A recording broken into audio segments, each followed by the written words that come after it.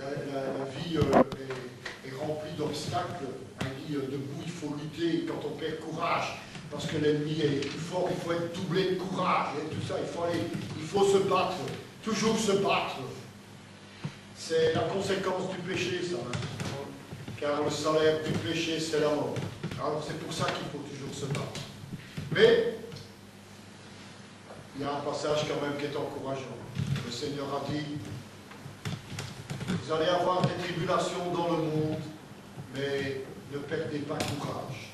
J'ai vaincu le monde. Ça veut dire quoi qu'il arrive, on est gagnant. Amen. C'est pourquoi le texte ici, Christ, notre vie, doit nous encourager. Et avant de continuer, on va s'incliner dans la prière. Père Céleste, nous voulons nous approcher de toi et déposer nos cœurs au pied de la croix afin que nous adoptions une attitude d'humilité, que nous laissons de côté notre orgueil, notre amour propre, mais que nous laissons remplir de la puissance de l'Esprit de Dieu pour être fortifiés dans le Seigneur et de prendre conscience de ce que tu es notre vie. Dans le nom de Jésus, nous nous en remettons à toi. Amen. Alors, comme le texte, nous avons vu, il nous dit, qu'en Christ, votre vie. Ça veut déjà tout dire, hein. Je pourrais déjà conclure en disant, qu'en Christ, votre vie. Ça veut dire quoi? Ça veut dire que le jour que vous aurez pris conscience que vous vivez qu'au travers de Christ, qu'au moyen de Christ, que pour Christ, alors vous verrez votre vie transformée. Vous aurez du sens dans votre vie. Quelquefois, on fait le point de sa vie et on dit, mais qu'est-ce que j'ai réussi dans ma vie? Qu'est-ce que j'ai fait de bien dans ma vie? Et souvent, on est démoralisé parce que on ne peut pas dire que l'on a fait quelque chose d'extraordinaire. Mais vous pouvez dire alors à ce moment-là, oui, ma chair n'a peut-être pas grand-chose, n'a pas fait grand-chose sur cette planète. Mais quand même, ma vie a fait une chose de bien et qui peut contribuer au bien-être des autres. C'est de m'être converti, d'avoir accepté Jésus-Christ comme mon Seigneur et mon Sauveur, de m'être laissé jour après jour transformé et ainsi avoir la possibilité de dire Christ est ma vie. C'est une belle expression, moi je trouve qu'elle est jolie. Hein? Christ, ma vie. Je répète encore une fois, Christ, ma vie. C'est beau. Hein? Et tout le reste, c'est bidon, quoi. Ça ne vaut pas un clou. C'est vrai qu'on en a besoin. Hein? On ne sait pas son passé. Hein? Je ne peux pas simplement dire Christ est ma vie et ne plus manger. Hein? Ou Christ est ma vie et ne plus dormir. Ou Christ est ma vie et ne plus travailler. Hein? Non, ces choses sont essentielles. Mais je peux les faire avec Christ. Ou je peux les faire pour Christ. Alors à ce moment-là, on voit que ma vie commence à avoir un sens, à avoir un peu de valeur. Et c'est pourquoi le texte dans Éphésiens est aussi très, très encourageant. Je veux vraiment vous encourager ce matin. Je veux vraiment pas...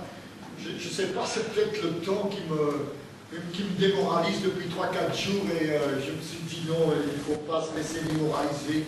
On a besoin de choses qui ensoleillent notre vie. C'est pour ça que le psaume que tu as lu ce matin, Tito, était bien. La lumière! C'était beau, quoi. Ah! Du soleil. Et regardez, nous étions morts par nos offenses. Hein? Dieu nous a rendu la vie en Christ. C'est par grâce que vous êtes sauvés. C'est merveilleux, quoi. Et il le confirme dans le verset 4. Mais Dieu qui est riche en miséricorde à cause du grand amour dont il nous a aimés. Hein? C'est encourageant, ça. Ça nous montre à quel point Christ est ma vie. Mais comment est-ce que Christ peut être notre vie? Christ peut être notre vie dans notre vie de tous les jours, dans notre vie matérielle, dans notre vie physique, dans notre vie psychologique, dans notre vie d'une façon un petit peu générale. C'est important que Christ soit le centre. C'est pourquoi j'ai répertorié 5 choses où Christ peut être notre vie. La première, c'est Christ est la nourriture de notre vie.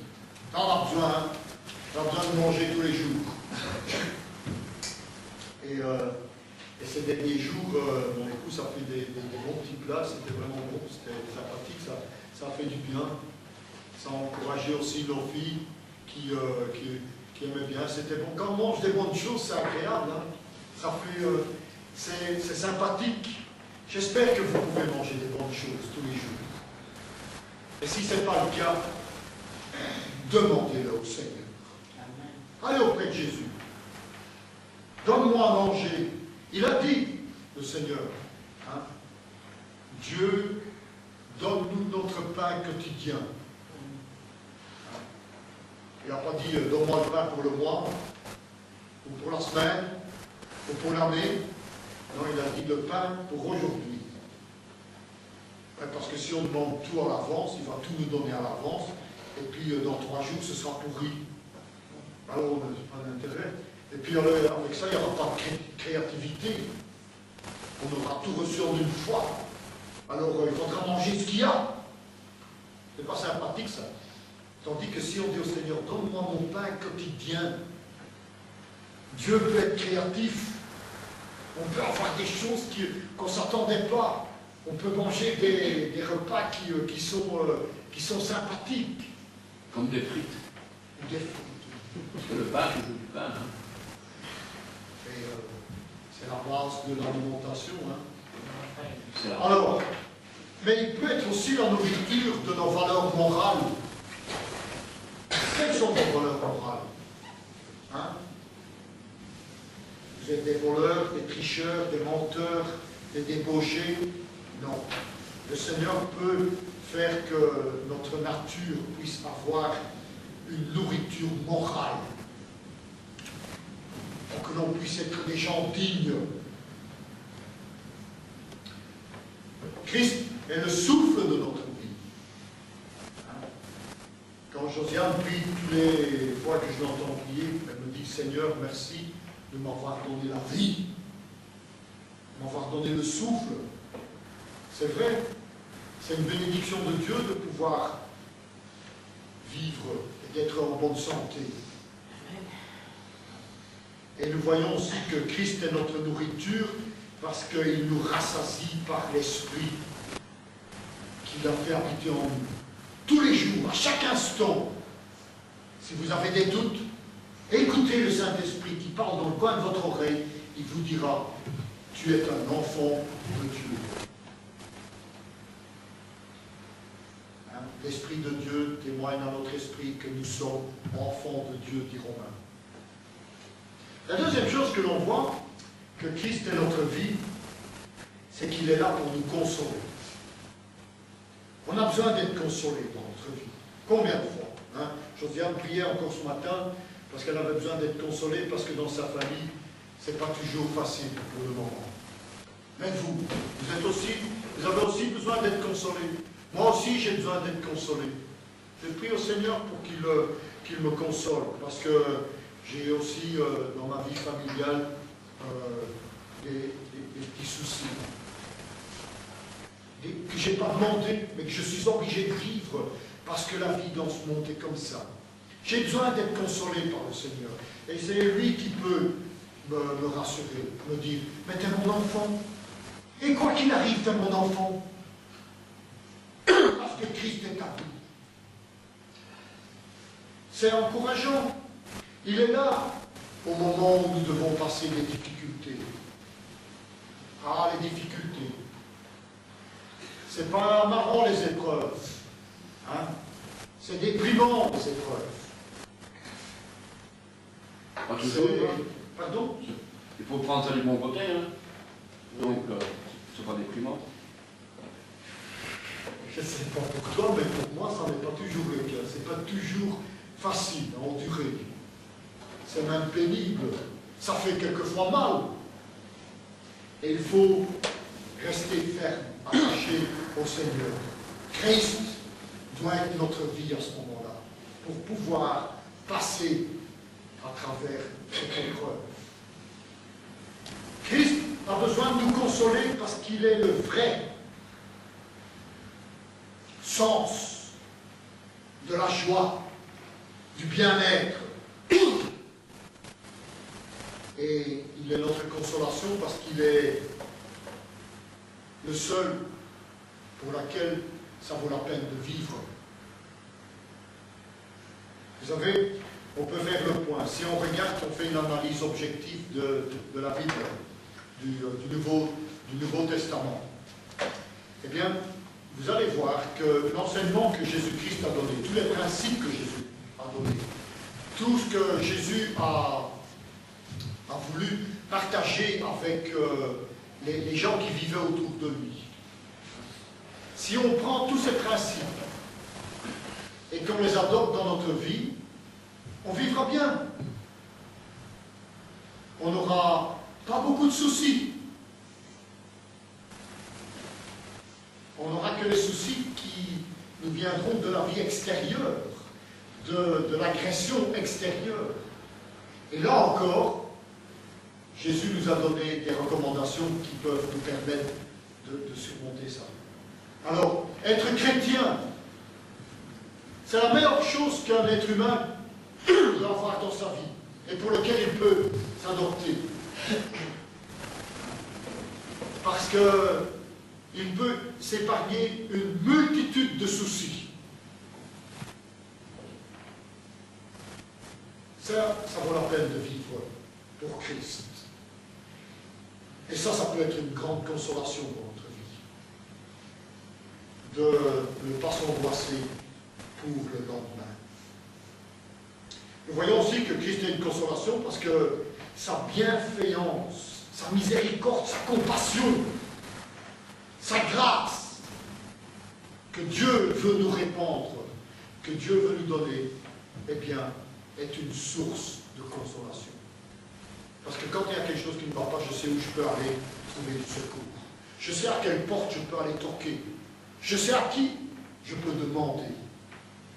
Et je sais où je dois chercher pour pouvoir obtenir les bénédictions qui me sont utiles.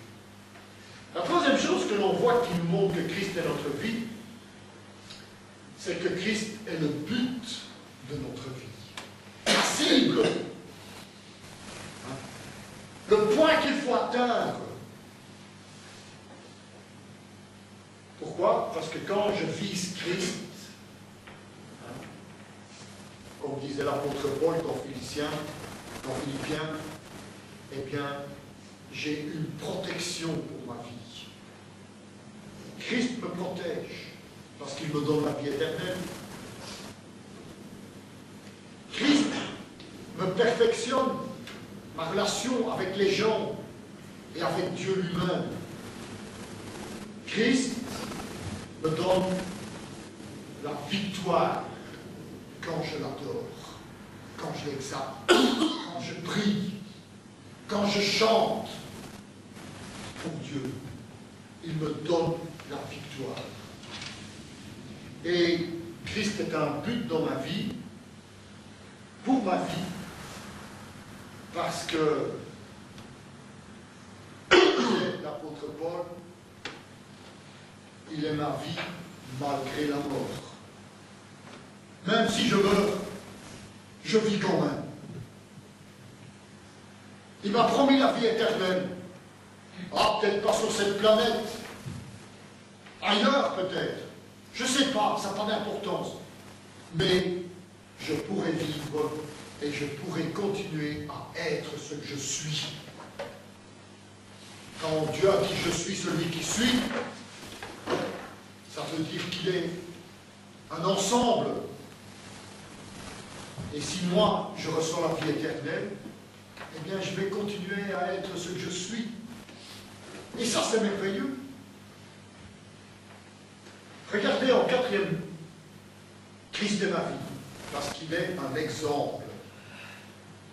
Plus je chercherai à être à l'image de Christ, plus ma vie sera une vie. Plus je pourrai surmonter les épreuves, plus je pourrai être édifiant pour ceux qui ont besoin d'être édifiés. Plus je pourrai être une consolation pour ceux qui seront affligés. Plus je pourrai apporter du bien-être autour de moi. Si je suis l'exemple de Christ. Regardez, les seuls qui ont eu une mauvaise vie, qui entouraient Jésus-Christ, c'était ceux qui l'ont rejeté. Tous ceux qui ne l'ont pas reconnu, eh bien Jésus-Christ est devenu pour eux une pierre d'achoppement. Un rocher de scandale. Et tous ceux qui ont été auprès de Christ et qui ont pris Christ comme exemple, eh bien, ils ont été quelque chose de merveilleux. Et je prends un exemple très concret. Ils ont été bouffés par les lions. Entre autres. C'est chouette. Tu sais, bouffé par les lions, ce n'est pas une fin en soi. Hein. Vous l'avez vu. Ce n'est qu'une chose, un élément dans la vie. Mais, on prend l'exemple. Regardez Pierre et Jean. Ils ont marché avec Jésus. Ils ont voulu être à l'exemple de Jésus. Et quand ils sont un jour allés au temple pour adorer, pour prier Dieu, ils ont rencontré un boiteux, un paralytique, une personne qui était handicapée. Ce monsieur leur a dit, écoute, tu n'as pas une petite pièce pour que je puisse vivre? Et Pierre et Jean et Pierre ont dit, on n'a pas d'argent, mais on peut te donner plus que de l'argent pour vivre, on peut te donner la vie. Lève-toi, marche. Cet homme s'est levé, a commencé à louer Dieu, il a pu être utile pour sa famille, il a pu travailler, il a pu faire un tas de choses. C'était plus qu'une petite pièce pour manger la journée. Et ça, c'est un exemple concret. Nous pouvons faire la même chose en tant qu'enfants de Dieu. En tant qu'enfants de Christ. En tant que ceux qui vivent par Christ. On voit que Christ est notre exemple parce qu'il nous a donné un modèle. Dans Galates chapitre 5, verset 22, je vais vous le lire, ça va être plus pratique, il a dit, mais le fruit de l'esprit, le fruit de Christ, c'est l'amour, la joie, la paix, la patience, la bonté, la bénignité, la fidélité, la douceur et la maîtrise de soi. Ça, c'est être comme Christ. Un objectif intéressant. Un autre texte nous montre dans Jacques, au chapitre 1, verset 12, il a dit « Heureux l'homme qui supporte patiemment la tentation, car après avoir été éprouvé, il recevra la couronne de vie que le Seigneur a promis à ceux qui l'aiment. » Une couronne de vie, parce que l'on résiste à la tentation. Et on est tenté dans ce vie, hein. Il y a plein d'éléments qui nous tentent tous les jours, sous tous les aspects. Ça dépend où se trouve notre faiblesse. Mais si on résiste, parce qu'on aime Dieu, il nous donne une couronne de vie. Il nous permet de vivre sainement. Et je prends un exemple. Vous avez un problème avec de la drogue ou avec des boissons. Et je dis ça pour encourager mes frères et sœurs qui ont des problèmes avec ça. Vous pouvez y arriver. Vous pouvez résister à la tentation et avoir la couronne de vie. Pourquoi? Parce que si vous résistez avec Christ qui est votre vie, vous ne serez plus ivre ou un zonard parce que vous êtes drogué. Vous aurez une vie, vous vivrez, vous ne dépenserez pas l'argent que vous avez à la boisson, vous aurez de l'argent pour pouvoir soutenir des missionnaires, vous aurez de l'argent pour vivre, pour vous nourrir, pour payer vos factures. Vous aurez une vie, vous serez respecté, mais pas méprisé, ou rejeté, ou critiqué, ou abusé. Vous aurez une vie. Et une vie avec qui? Avec Christ. Et ça, c'est quelque chose qui est intéressant. Parce que vous avez eu la force avec Christ de résister à la tentation. Alors, il n'y a pas que la façon, hein. Il y a ceux qui travaillent de trop, ils travaillent tellement qu'ils sont fatigués que le dimanche, ils sont obligés de dormir parce que sinon, ils sont esquintés. Et pourtant, ils devraient être dans la maison du Seigneur pour adorer Dieu, pour remercier que Dieu leur a donné du travail pendant la semaine. Il y en a d'autres qui font d'autres choses, hein, qui mangent de trop. Ou qui ne travaillent pas assez.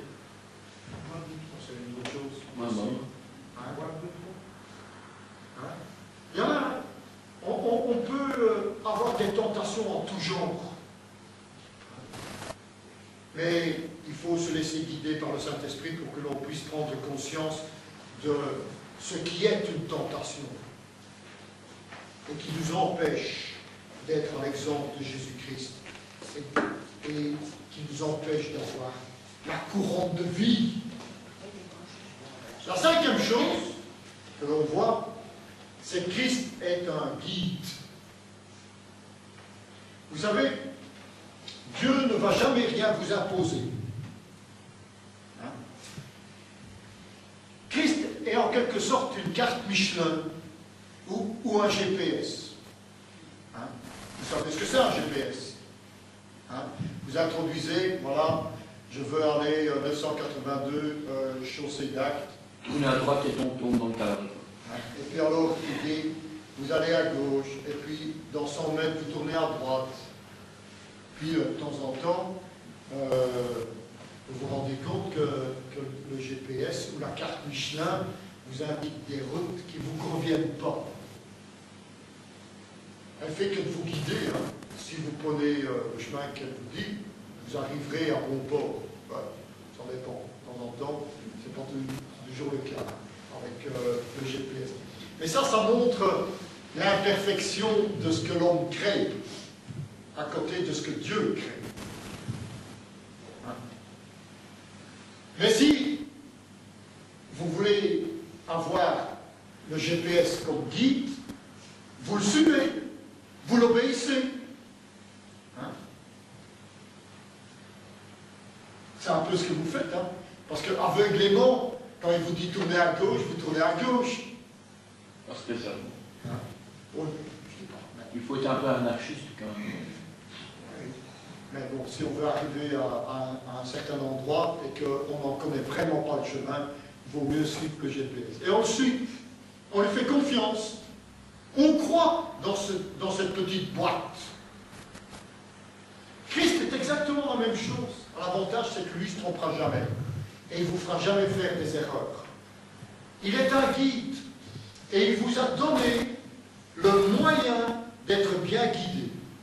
Sa parole. Il vous a dit des choses. Il vous a montré des choses. Et si vous mettez ça en pratique, vous serez bien guidé. On est bien guidé quand on suit les commandements que Dieu nous a donnés. Et puis, Christ est pour nous un guide parce que ça nous permet d'avoir un témoignage digne de sa bonne nouvelle. Il nous a montré le chemin par lequel nous pouvons être sauvés, que nous pouvons hériter la vie éternelle, avoir l'assurance d'aller dans la demeure de Dieu, parce qu'il nous a montré le chemin. Et le chemin passe par la croix. Accepter que Christ est mort et ressuscité pour vous.